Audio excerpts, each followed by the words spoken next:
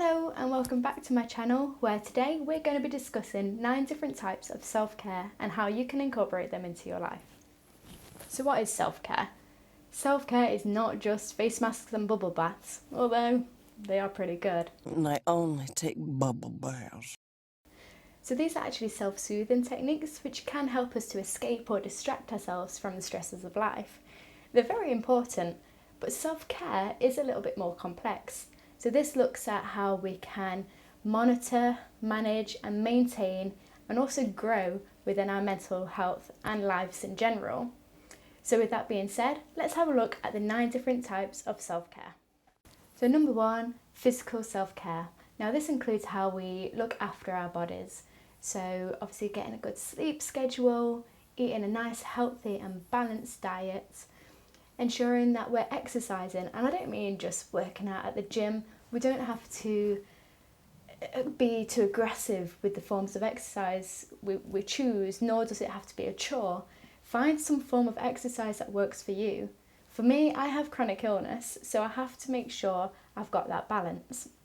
Oftentimes I'll choose to have a short walk around my local park, have a walk down a beach if you're lucky enough to live near one, or even do a little bit of stretching and yoga just to get that body moving.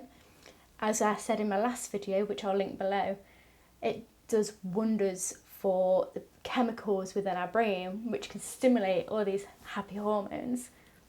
So number 2 is emotional self-care.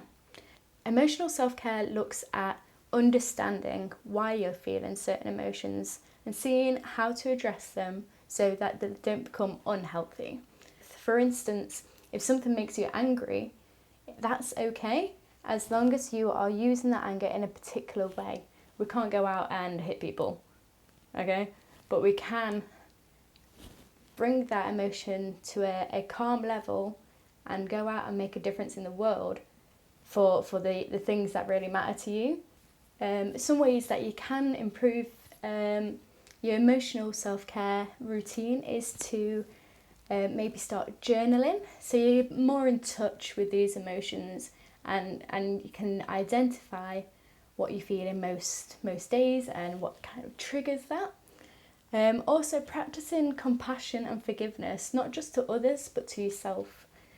To do this, we could talk about getting counselling to see if these emotions that we're feeling are reasonable. We can also write them down in a diary just to start with, and then as we go on through the day, look back at that emotion and see if the intensity was really valid or whether it was something that was in the moment. So number 3 is mental self-care. I think it's so important to keep our brains engaged within our day-to-day lives. Don't get me wrong, I love sitting and watching a bit of Netflix and just letting my brain go numb. However, when I'm getting stimulation of the brain by learning new things or listening to a new podcast about the brain, that's when I feel at my happiest. And keeping that excitement in your life and the feeling of accomplishment of learning a new thing can be really beneficial to your mental health. So to do this, like I say, maybe listen to a podcast on something that you're really interested in, or maybe something you've never heard of before. You could learn new languages or new hobbies, or even sit down and have a bit of a chilled day with a book of Sudoku or a word search. Okay, and number 4 is social self-care. I think it has been very apparent over the last couple of years how important a social network or connection can be. This has been the case lifelong. People I've seen this for many years, especially people, for instance, who are elderly or who maybe have chronic illness or disabilities. This is a real problem. So making sure you've got access to things in which you can feel supported and connected to other people around you is so important. So some of the things that we can do are going out, obviously, with our friends, little lunch breaks. We don't have to spend any money. Let's just sit at each other's house and have a cup of tea. Even joining new social groups within like hobby interests, or if you're at university or school, join into those societies.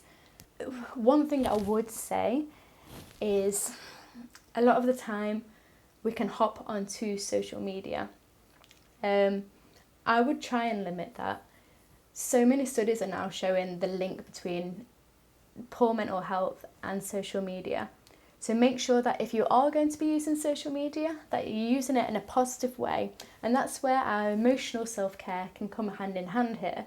So if we know what is triggering us, or we know how long it is that it takes us to start feeling that negativity or FOMO within social media content, we can step back and take ourselves away from that. We only want the positives from social media. So number 5 is spiritual self-care. Now this is all about getting in touch with our souls and our inner self. A lot of the time I'll look into meditation. I find it extremely grounding, especially if I try and work on my breathing within nature. Oftentimes I practice this kind of self-care alone. It's quite a personal, inwards form of self-care. So we're connecting with almost our inner child, our soul, nature and the earth. We're really grounding ourselves within these activities. So think about breathing techniques, how your body is feeling within that moment. And these can really kind of take your head away from everything that's going on outside, so you can focus on your health from within. So number 6 is personal self-care. Now this does link quite a lot into spiritual, in that it's trying to establish who you are. It's finding your personal identity and acknowledging that you are who you are. This is something I've actually really struggled with in life. I'm a people pleaser, so a lot of the time I will kind of put on a different mask depending on who I'm around. Now over time I've realised that this is really not healthy, and I said to my counsellor once that I'd started not to know who I was anymore. So that's something I've been working on quite a lot. So to do this, I've been kind of doing little mind maps of the things that make me happy, the things that excite me, and all my little quirks that I perhaps don't show around anyone else. Because let's face it, that's who we really are. When we're sat alone and we're dancing along to music, we're driving in our car and we're singing Queen at the top of our lungs, that is us. So honouring your true self can be so liberating, especially when you're able to take that out into the real world. So next up is environmental self-care. Now this can be a few things actually. Obviously there is our space, so maintaining an organised living area is so good for us. I always see a difference from when I've got a messy room, and for some reason everything is just so much more stressful or chaotic compared to a clean room, and my head just feels a lot more clear. It definitely is the case that a messy room equals a messy mind. Fun fact, this is also what the inside of my brain looks like. So number 8 is financial self-care. This isn't often one talked about within the YouTube world of self-care. Oftentimes it's the opposite. We spend money on face masks, on bubble baths, on getting our hair done, on going out and having fancy meals, and whilst they are all lovely, and I definitely participate in those actions at some point, this is more about learning how to budget, which can give us this financial security and ease the stresses of living paycheck to paycheck.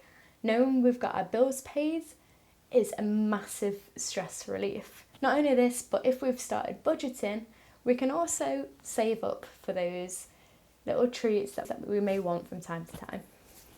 So number 9 is professional and personal self-care. Now I've put these together because a lot of the time they do go hand in hand. For instance, establishing boundaries. It's really important to be able to say no to overtime when you know you need the chance to rest and recuperate after a busy week.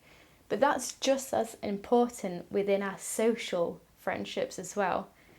Although it might be difficult, you might feel like you're missing out on certain events and activities, we need to be listening to our bodies. This is true as well for break times, ensuring we have a break. Just as it is important for us to make sure we have enough of a lunch break at work for us to be able to manage the rest of our working day, same can be said about our day-to-day lives. For instance, even with self-care, if we try and pack too much into a day and we don't listen to the fact that our body's needing a break at that specific time, that's when self-care or social situations that can have a positive impact on our lives can also have a negative impact. So make sure you have that rest and take a nap if your body needs it. So that was the 9 types of self-care. If you enjoyed this video, make sure to give it a like and subscribe to the channel for more content just like this. Also, let me know down in the comments how you like to spend your self-care days. As always, all the love, and I'll see you next time. Bye!